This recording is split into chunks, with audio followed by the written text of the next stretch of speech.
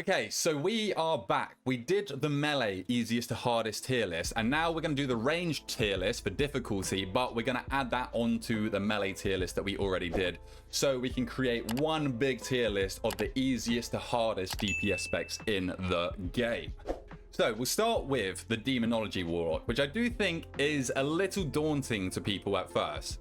Most of your damage is going to be centered around your Tyrant windows, and there is quite a lengthy opener to get the hang of, because you want to get all of these minions out before you summon your Tyrant so that he extends the duration and increases the damage of those minions. You're going to lose a lot of damage if you don't do that well. It doesn't have to be done perfectly, but if you don't do that well, you are going to lose a lot of overall damage. In your Tyrant window as well, Fellstorm is a very easy ability and it does a lot of your overall damage, so that makes Demo easy. The only tricky part with it that I find, even I find this, that was a knobby comment, wasn't it? But when you're inside your Tyrant window, or just in general, but you're only going to be pressing it inside your Tyrant, your Fellstorm has like its own cooldown. Because your Felguard has its own Fellstorm that it uses, when you press Demonic Strength, it might not go off because your Felguard might already be Fellstorming. So sometimes I completely miss that, and then I just completely forget to press my Demonic Strength inside my Tyrant window. So that's no bueno, and it's something you definitely need to keep note of. Then we have arguably the most difficult part of the rotation, which some people will swear by that you need weak auras for, and this is your Wild Imps. Some people are set in stone on the fact that you need weak auras to track when you're going to implode these imps, but you can, as a general rule of thumb, just get away with imploding these imps on 6+ imps. So there is min-maxing to be done there for sure, and a new player might be like, oh my god, I don't know when to implode. Bang, implode on 3 imps because I got 3 imps to implode. That is not correct, so that definitely adds a little bit of difficulty to Demo with the Wild Imps imploding. Diabolist doesn't really change your rotation much. You do need to be aware when your Mother of Chaos spawns, because you will get the Infernal Bolt proc, which is going to give you 3 soul shards instead of normally the 2 that you get from Demon Bolt. So don't overcap your soul shards with that. I think for the Demo lock, I'm going to put this in the mid tier. I reckon we're going to put it just behind Windwalker. Just there. I don't think it's an easy spec, but I also don't think it's a hard spec. Do we think that's fair? On to Destro Lock, definitely the easiest of the Warlock specs for sure. We've all seen how this has been playing recently with Rain of Fire on single target. Immolate is quite easy to apply. It is a dot you have to maintain, so there is some complexity there. But if you do play Cataclysm on AoE, you're gonna just passively apply that to everything in an AoE setting. If you're also playing Channel Demon Fire, that's going to extend these Immolates. I think it pretty much bridges the gap to where you just press Cataclysm again if you play it well, so you can keep full Immolate uptime with that. Single target, build with Incinerate and Conflagrate, spend with Chaos Balls. AoE, spam Incinerate, spam Rain of Fire. Easy rotation. Destro Lock is a super easy spec. What does make it slightly harder is your Havoc windows. It's something that you just have to know, and then once you know it, you're good. Below 5 targets, if you've got Havoc active, you do actually want to Chaos Bolt. You're not going to Rain of Fire at that point. But anything above 5 targets, you want to apply your Havoc still to get the double conflags, but you're just going to be spamming Rain of Fire at that point. So again, it becomes very easy. That's kind of it for the Destro Lock. Diabolist, again, don't overcap once you get the Infernal Bolt procs. Use your Ruination procs and all of that jazz. It's fun to press, so you're going to press it anyway. Hellcaller makes your Immolate into Wither. Kind of inherently makes it easier because it's an instant dot instead of a casted dot.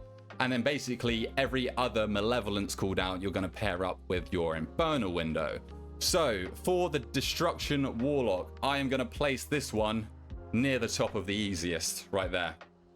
I think Fury and Frost is slightly harder than it, but I do think, is Destro easier than Ret? I think because you actually have to take into account, especially with the Destro Warlock, your movement patterns and positioning, I think it makes it slightly harder, especially in single target when you've got to plant your feet a lot for Incinerates and Chaos Bolts. So I'll place it in front of Ret for now, but you could maybe interchange those two. Okay, so then we have the Affliction Warlock, which I think I'm going to say is the hardest of the Warlock specs. Again, like we were mentioning a lot with the melee specs, dot specs I think are just inherently harder. You have to spin these plates and keep your dots active. That can be definitely intimidating to newer players. On top of that, with Affliction, it's not like the other range specs where you can just AoE apply all of your dots. You can at the start. You've got Seed of Corruption to apply your corruptions. They can be permanent with your absolute corruption talents, so if you are playing that, don't even have to think about it. Vile Taint, however, you apply your agonies through Vile Taint. That's only going to apply them to 8 targets, I think, but that's not the problem. The problem is Vile Taint cooldown is too long, so in the interim before your Vile Taint comes back up, your agonies are going to fall off somewhere in the middle, in between, or towards maybe the end, so you are going to have to manually reapply those agonies. That's definitely a tricky part of the Aff Warlock rotation, but I do think Aff is a lot about just learning timers, and then once you've got the dot timers kind of in the back of your skull, second nature to you, then I think Aff at its core is quite easy. You don't have to spam Seed of Corruption in AoE anymore. Your Malefic Rapture is your spender regardless of your target count, so that's become easier.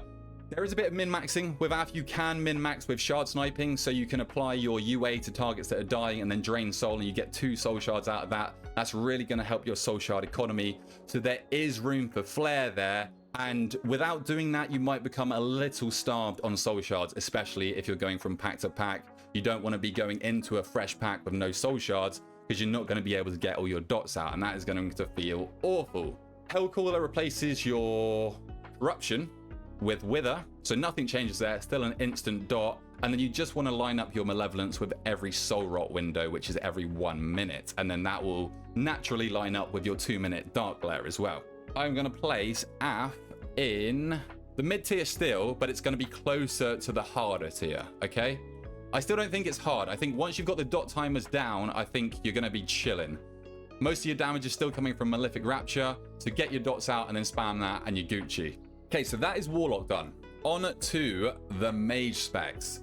Now, Arcane is going to be a difficult one for me to play because Arcane has been all over the place on beta. Whenever they've done some tuning, it's kind of always messed with the priorities of Arcane. That being said, Arcane is significantly easier coming into the War Within. They've removed some button blow and just generally the rotation is a lot easier, but by no means do I mean it is an easy spec. I do still think this is on the harder side of the DPS classes. In AoE specifically, it's very proc reliant, so you always need to be on your toes, ready to either spend your barrages with your 4 arcane charges. That might give you an arcane orb. You've got to react quickly. You're going to get another 4 arcane charges from that to spend the barrages. With your Spellslinger talents as well, we'll jump to Spellslinger real quick while we're on the topic. You're going to get arcane orbs just randomly, passively throughout your rotation, which is going to give you even more arcane charges that you're then going to dump with barrages. So it's very, very fast-paced in AoE and very reactive, I would say. The opener, regardless of AoE or single target, is kind of set in stone. So once you learn that, and it's not too long these days either, then you're kind of chilling. Just make sure that you have 4 arcane charges going into your arcane surge window. I think that's probably the biggest thing for me that sometimes messes me up. That's what I've struggled with the most, picking up, just forgetting to do that. And then in single target, I still get a bit confused myself. In single target, you want to missiles, which will then give you 2 stacks of nether precision, which you use on 2 arcane blasts. The part that's confusing for me is I don't really know when to use barrages, and this is one of those things that has been completely jumbled up every time Blizzard have done some tuning, because we've had a higher priority for Arcane Barrage during the beta, and then a lower, and then, yeah, it's kind of been a bit all over the place. But other than that, the general idea of it is to missiles once, blast twice. And during single target as well, there is some complexity with knowing whether to just spam blast for maximum damage, or if you're approaching your cooldown windows, or even your mini burn, you then want to start conserving your mana. So you want to start dumping arcane barrages a lot more to get that mana back so that you have mana to go into your next mini burn or burn. We mentioned Spellslinger, so we've already done that. Sun Fury, I'm not sure how this is going to play at the top level, because you might have to wait with your arcane surge to make sure that your arcane phoenix has spellfire spheres to consume to deal extra damage. Not entirely sure how that's going to work. I hold my hands up. Caught. Okay? And then at the end, once your Arcane Phoenix disappears, you'll then just be able to spam Barrage over and over because you get Arcane Soul. Arcane Mage, I am still going to put in the harder tier. I'm really struggling whether to put it behind or in front of Feral. But I think regardless, it's quite close to being a harder spec. It's definitely easier than it was. It's not like Dragonflight Arcane, but I think it's still complex. So next up, we've got the Fire Mage. I'm not entirely sure here if I think Fire or Arcane is harder than one another. I'm going to put Fire slightly harder than Arcane because I think there's a lot more that you need to actually min-max and it all comes together. Fire is very heavily based around cooldown management, and if you get that wrong, your damage is going to be hurt a lot. It's slightly better in the War Within because Living Bomb will cover for some of your damage outside of your combust windows, but the majority of your damage is still inside that combust window, and if you get that wrong, it's GG's. Another thing you can get wrong with a combust window is if you don't go into your combustion or your Sun King's Blessing with the needed amount of charges on your Fire Blast and Phoenix Flame. So you want to use your shifting power before your Sun King's Blessing combustion to get back those charges. If you go into a combustion without these charges, you're going to have to start spamming Scorch a lot. You're going to lose a lot of globals, a lot of Pyroblasts or Flame Strikes if you're playing that, and then just a lot of damage overall. Sun King's Blessing is a thing that you definitely need to min-max as well. There's quite a lot of consideration with your Sun King's Blessing. If you're edging towards the end of a pack and your Sun King's Blessing is about to proc where you hardcast your Pyro to go into it, you want to be careful because you don't want to lose that proc before your tank or group is ready for the next pull. Generally, it's kind of fine, but we all know the mages have been complaining about my SKB falling off, so you need to be wary about your SKB timers. Another thing that you do need to sort of min-max during your combustion windows is your Feel the Burn buff. I think that's what it's called. It used to be called something else, maybe Blaster Master, where you get increased mastery every time you press Fire Blast. That stacks up to 3 times. So you do want to try and space out your Fire Blast a little bit to maintain that buff. All that being said, the combustion rotation itself is actually kind of easy. As long as you're jumping or moving and don't end up hardcasting Pyroblast in the middle of it, you're just spamming the same buttons over and over. I have seen people when they're playing this, they're definitely not pressing the buttons quick enough. Remember, your Fire Blast is not on a global cooldown and you can press it during other casts. So it's a fast rotation, but like the Fury Warrior, like the Outlaw Rogue, fast doesn't necessarily mean hard. I do think Combust is a relatively easy rotation to kind of execute.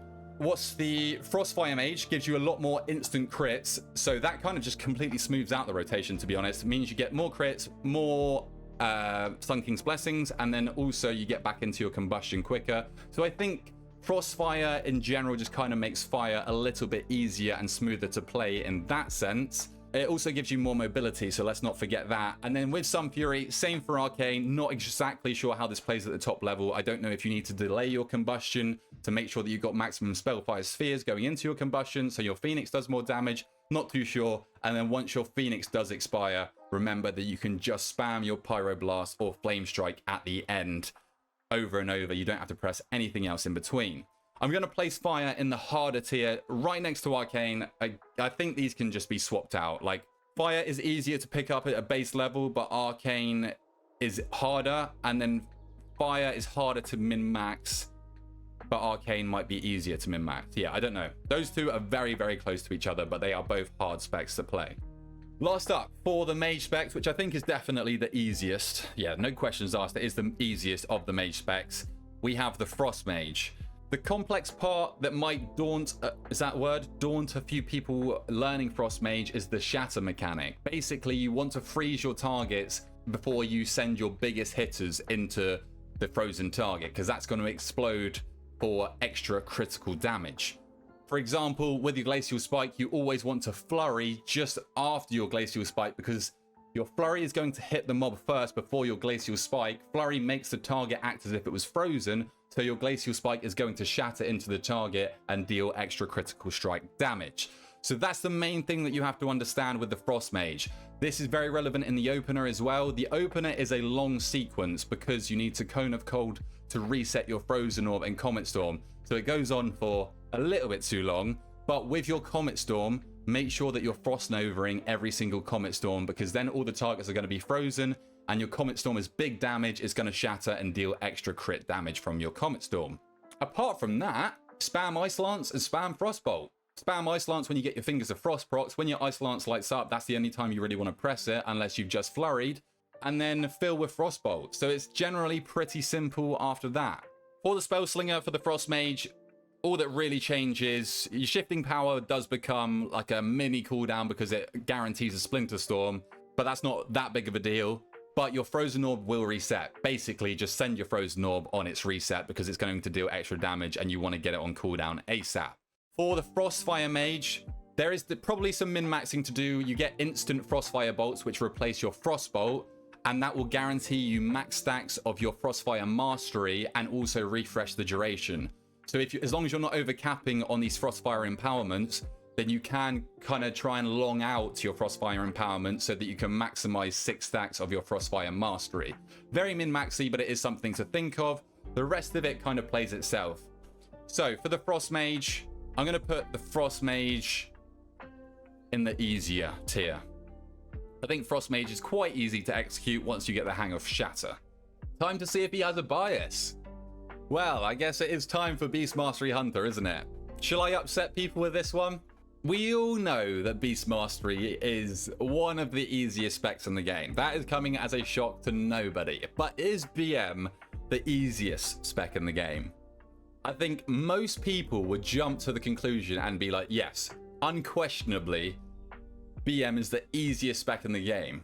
But I think it's easier to do no damage on BM than it is on Ret. BM, you actually have to maintain your Frenzy and Beast Cleave on AoE, otherwise you're going to be doing 0 damage, right? Ret, you can kind of just send your buttons and forget, and you will do big damage regardless. Of course, there is stuff to min-max with both the specs. We're not saying there isn't. That being said, though, maybe because it's ranged and it's fully mobile, you can do 100% of your damage on the move at range. I do think that the Beast Mastery Hunter is easier than the Ret Paladin. Let's put it up there already, shall we? Let's do that. It is a very simple spec. We all know this. Maintain your 3 stacks of Frenzy. If you don't do that, you are going to be punished, but it's not a hard mechanic to execute. Maintain Beast Cleave on AoE, which does become sort of like a rhythm. You have to sort of know how many globals you can squeeze in between your Beast Cleaves to upkeep that. I'm sure that worse BM players would definitely see a little bit of downtime in their Beast Cleave activity. And then outside of that, just don't overcap on Kill Command especially, and then don't overcap on Barb Shot as well. Hero talents change almost nothing for the BM Hunter. Dark Ranger, fire your Black Arrow. You definitely want to do that, but it's going to give you charges of Barb Shot. Still, if you're getting charges of Barb Shot, I think you still want to be prioritizing not overcapping on your Kill Command. And then for Pack Leader, sort of makes the spec even easier because your Kill Command will also extend your Beast Cleave by 1 second. So you get a little bit more leeway with that as well. So yeah, I do think that BM is the easiest spec in the game. You can all calm down now, okay? I mean, what I said at the start is definitely relevant. A new player that has no idea about either specs is 100% going to do more damage on Ret if they were both tuned at the exact same level. Does that make it easier? I don't know. I think a big part to play is the fact that you can do all of your DPS rotation on the move. But I don't think Ret is that much harder than BM. Ret's difficulty would come from its utility usage, but this is all about your DPS rotation. Okay, so the other range spec of the Hunter then, we have the Marksmanship Hunter. Now, Marksmanship does a lot of damage just up front. Its abilities are very hard hitting, so I think it's quite easy to jump on and deal some respectable damage on it. It's very punishing in AoE if you do forget to multi-shot in between your aim shots or your rapid fires, because then your abilities aren't going to be trick shotting, so you're going to lose a lot of DPS with that. I've been a Hunter main for the entirety of Dragonflight, and sometimes, it's very rare, but sometimes I do munch and don't use my multi-shot in between them. But I imagine if I'm doing that, then newer players to MM are definitely going to miss trick shots with their aim shots and rapid fires. True Shot speeds up your rotation massively, so it becomes a dance of not overcapping on aim shot. That is your biggest priority in your True Shot, and then it becomes a dance of weaving in your rapid fires in between your aim shots, and there is a rhythm where you can weave in other shots like your arcane shots or maybe even your kill shots without overcapping on your aim shots and without overcapping on your rapid fire. That's something that more experienced marksmanship hunters would learn, but it's something to note. If you do play your rotation badly on the Marksmanship Hunter, you probably will become focus starved at some point, which is definitely going to hurt your damage. And this becomes even more apparent when you are playing Dark Ranger. Black Arrow gives you extra charges of aim shot, but also because you're getting these charges of extra aim shots, you're using more focus. The extra focus you get doesn't compensate for it. So there is a lot of focus starvation if you play the spec badly, or in general when you're playing Dark Ranger anyway, because it's a bad hero talent. And then Sentinel for Marksmanship Hunter does nothing. Literally nothing. It gives you extra cooldown reduction, so keep an extra eye on your true shot cooldown, because you are going to get cooldown reduction from calling the shots as well. But Sentinel does nothing. So for the Marksmanship Hunter, I think I'm going to put this in the easier tier. Actually, I think MM is probably easier than Arms Warrior as well. Next up, we have the Boom Chicken. I think a lot of people overestimate how hard Boomy is. Balance is a very, very simple spec in my opinion. Like even, for example, Zuko, great player, plays all of the different DPS specs at a good level, but he's terrified of the chicken. I don't get it. It's really not a hard spec. I guess the eclipses is what kind of confuses people, but as a general rule, there is room to min-max this with different target counts. But as a general rule, with your eclipses, single target is solar eclipse, AoE is lunar eclipse, okay? And then apart from that, it's build with Wrath and Starfire, spend on Star Surge in single target, or if you want prio damage, and spend with Starfall on AoE. That is literally it. Use your full moons inside your cooldowns, but use the other ones outside of it. Especially with the removal of Pulsar as well. Balance became so much easier. Pulsar was very punishing. I won't go too much into it because it's not relevant anymore. But if you weren't keeping an eye on your Pulsar stacks, you could proc it at the end of the pack and then just lose all the damage from it. You'd want to carry it into the next pack. Illune's Chosen for the Balance Druid gives you extra Fury of Illume cooldown reduction, so keep an eye on that timer and just basically send them on cooldown because it comes back very quickly. I mean, arguably it makes your Eclipse is even easier to manage because you can just talent into where you only go into Lunar Eclipse regardless of if it's single target or AoE. Keeper of the Grove, purely passive. Don't think there is anything to note with this boring hero talent. So Keeper of the Grove, just remember to talent into Treants because it's going to be super fun and engaging when you remember to do that. Balance Druid, I think, is in the easiest tier. Yeah, I think that's a good spot for it. There's some things that you do need to care for. Lunar Eclipse, Solar Eclipse, dot management, etc. But I think it's definitely an easiest spec to play. Good English. Let's move on to Evoker now. So, Devastation Evoker, definitely an easier spec to play, for sure. In AoE, use Pyre. In single target, use Disintegrate. In 2 targets, use Disintegrate if you're talented into Scintillation. That's pretty much it. You do have to use your empowered abilities wisely. So, for instance, if the pack's about to die or it's not going to live for the full duration of your Fire Breath dot, then you want to ramp that up and empower it more so it does more of the damage up front. So there is stuff to think about with your empowered abilities. Eternity Surge, take into account the target count at all times when you're pressing that ability. Charge it up more if there's more targets. Slight bit of complexity there if we're being generous. The shorter range can be difficult, though I think that's more of a relevant argument for the other Evoker specs, and you sort of have mobility to combat this anyway, don't you? But it's definitely a weird thing to get used to at first when you're thinking of yourself as a ranged class. The change to your Dragon Rage and Animosity talent now, where you can only extend it by up to 20 seconds, I think it is now. It kind of happens passively by itself. You used to be able to extend it indefinitely, so there was room to min-max there. But you're going to get a good amount of extension regardless of how well you play your spec now. So your Dragon Rage is going to be extended.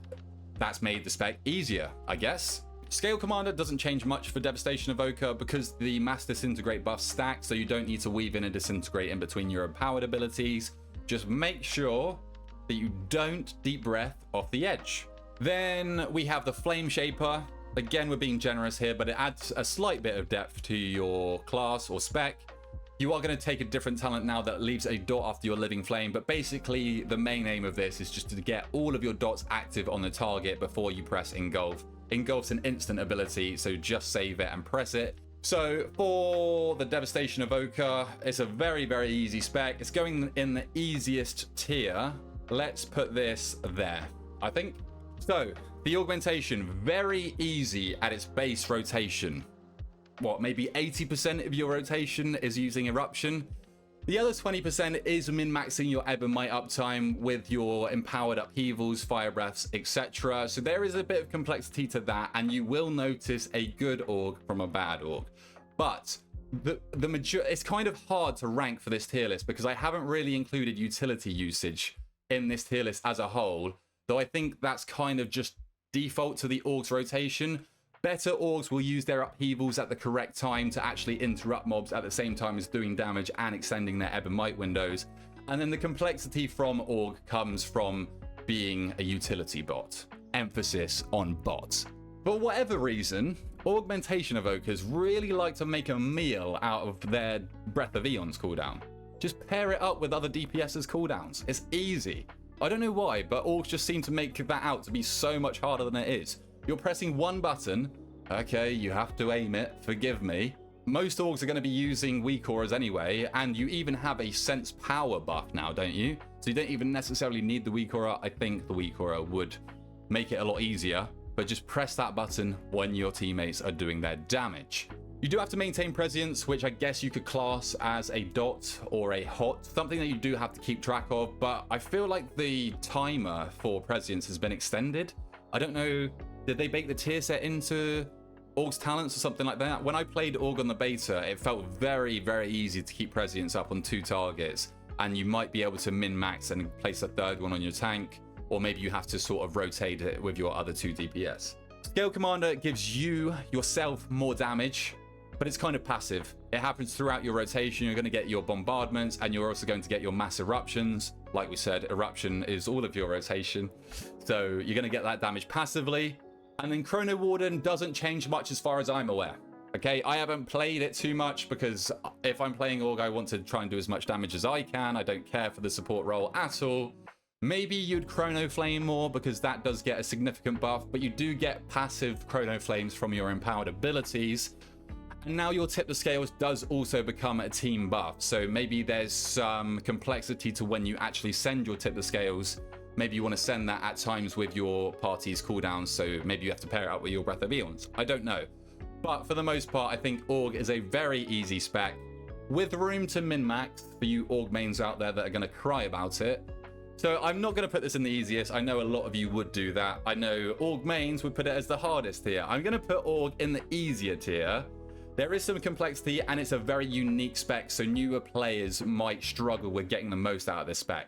But at its base rotation, I think it is an easier spec. Isn't its rotation to consider the utility it brings? Yeah, so that's what I was saying. I haven't included utility for any of these other specs, I don't think. But for Org, because it's a support spec and it's part of its rotation, I am going to include utility on it. And I think that's why I'm not putting it in the easiest tier. And ultimately, we're going to use that big word again. We've got the Shadow Priest, still plays very much, if not exactly the same as it did in Dragonflight. You are maybe now playing Dark Eruption. That is to be determined, I think. So Dark Eruption would inherently make your gameplay easier because you then talent Mind Spike. You don't have to worry about Void Bolt. You don't have to worry about extending your Void Eruption. Single target and AoE rotations are very similar. All the difference is generally is putting your dots on all the targets with Shadow Crash. Where that becomes a little bit harder, actually, I think where it becomes quite a bit harder is mass AoE. I know as a Shadow Priest main in Season 4 of Dragonflight, when we were doing big pulls, you have to fade and dot up everything as your tank is grouping the mobs. So there's a big positioning requirement there because you have to almost get ahead of the tank to do this. And then you Shadow Crash last so that you get extra dots because your Shadow Crash is only going to apply dots to 8 targets. So I think that definitely makes mass AoE quite a bit harder for the Shadow Priest. But then if you're playing Void Eruption, those dots will be maintained from your Void Bolt. Also, don't miss your Shadow Crash. It's very easy to do. In the War Within, they have introduced the talent where it shoots at your target's feet. I don't generally recommend that though, because if you're shooting it at your target's feet and your target leaps out of the pack, you're only applying dots to 1. If you place your cursor at the feet of all the mobs and your target jumps out, you're then applying your dots to the 7 other mobs that are in the pack, right? I'd say the main dot maintenance for Shadow Priest, because you kind of just press your Shadow Crash to reapply your main dots, but the main dot maintenance is with your Devouring Plague. There is some complexity and depth to keeping up your Devouring Plague for as long as you can on the target. You don't necessarily need to spam Devouring Plague as soon as you can press it. You would rather be able to have a longer uptime of Devouring Plague on your target, because then you're going to get more damage out of your mastery. Being a dot spec, again, makes Shadow inherently harder. Mind Flay Insanity, guys, correct me if I'm wrong with this, but I think Mind Flay Insanity charges now stack up to 4 times. Is that correct? It used to be 2 times. So that has made the spec easier, only by a small margin. It's just a little thing to touch on, because you have more room to not munch those procs, right? Because you're able to stack up the buff up to 4 times now, double what you used to be able to. Void Weaver, I think, does change your priorities a little bit. I would imagine, it's going to contradict what I just said, but I would imagine with Void Weaver, a good Shadow Priest would spam Devouring Plagues instead of getting more uptime, because every Devouring Plague you press will increase the damage of your Rift. So you want to do that ASAP to get your Rift damage ticking, because your Rift damage window is not that long. It does, however, make your Void Torrent castable on the move, so you don't actually have to think about your Void Torrent when you're pressing it, because you can now just move when casting it. Before, that was a big thing. You would lose a lot of DPS if you were stood in the wrong place and casted Void Torrent, a mechanic goes on you and you have to cancel your Void Torrent. That is a lot of burst gone to waste. Archon doesn't change much, I don't think. The problem that I have with Archon is I always forget to press Halo.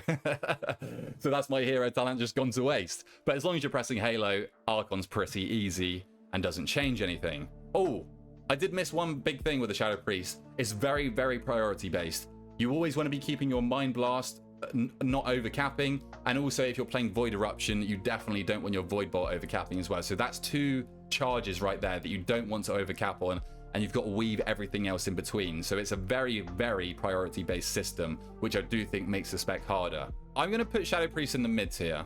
I was going to put it in the harder tier, but thinking back on it, I don't think it's really that hard. Your rotation stays pretty much the same, single target to AoE. I would probably say it's hard. No. Okay. I think I'm going to go there with the Shadow Priest. I think because of the Vile Taint not lining up for every dot application with App, I think that just makes it harder than the Shadow Priest. But the priority-based system of Shadow Priest, I think, adds quite a lot of difficulty to the spec.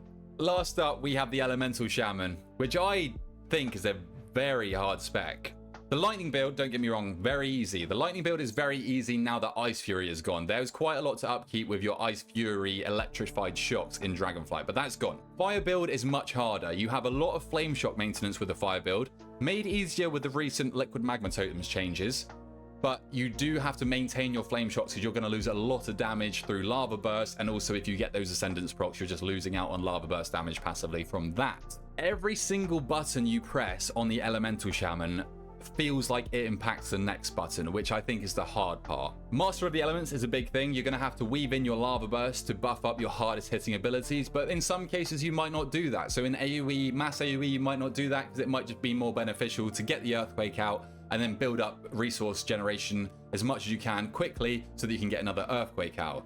It's not just like one rule and forget with that. I feel like there's some complexity with Master of the Elements, and then Surge of Power as well adds even more complexity with your next button press. This can be very punishing, especially with the Fire build. After your finisher, it will affect your next button press, basically. If you want to apply more Flame Shocks, you want to press a finisher and then press Flame Shock, because that will put Flame Shocks on 2 targets instead of 1. If you mess that up, you might lose a lot of damage from your Lava Bursts or Ascendance procs. Other builds, you want to be using your Surge of Power procs for your Lightning Bolt or your Chain Lightning to get extra overloads on it. So there is, every single button you press on this spec affects the next button press, and it can be very punishing if you do get it wrong. I think Elemental is quite a hard spec. Something else that I struggle with on the Elemental Shaman, much like Enhance, is the button blow. Yes, Shaman in general has this problem. With Elemental, you've got 2 big cooldowns, granted that Fire Rally always comes back off cooldown. You've got 2 mini cooldowns in Stormkeeper and Liquid Magma Totem, and then you've then got like 4 or 5 rotational buttons.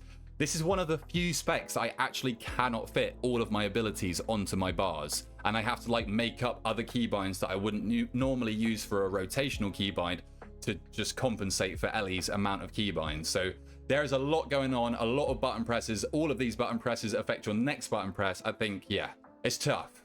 Stormbringer will change your rotation slightly. You're going to be pressing Lightning Bolt on AoE when it turns into Tempest, and that's also going to generate you more free chain lightnings that do more damage. Not really a big deal with the lightning build. You're just going to send more chain lightnings. That's kind of fine, but it does change up your rotation. And then with Farseer, I feel like Farseer just kind of makes Elemental kind of a bit easier. You get an extra Lava Burst charge, so you don't have to worry about running out of those. You get more Master of the Elements, etc, etc. And then also you're going to get a lot more cooldown reduction on your Elementals. So you're not going to be as punished by pressing your Elemental at the wrong time, because they come back insanely quick even after the recent nerfs of that talent. Elemental Shaman, where are you going to go? Okay, I'm going to put Shammy myself in the harder tier. If it was the lightning build only, it would be like up here, maybe even easiest. I don't know. But as a whole, I'm going to put Elemental in the harder tier. I think it's harder than Havoc, but I would say these specs are probably harder in general. That is all of the DPS ranked against each other in terms of difficulty. So we've got BM and Rep Paladin as the easiest specs in the game, and then we've got Asa and Enhance and Sub as the hardest specs in the game. Let me know down in the comments if you agree with this easiest to hardest tier list.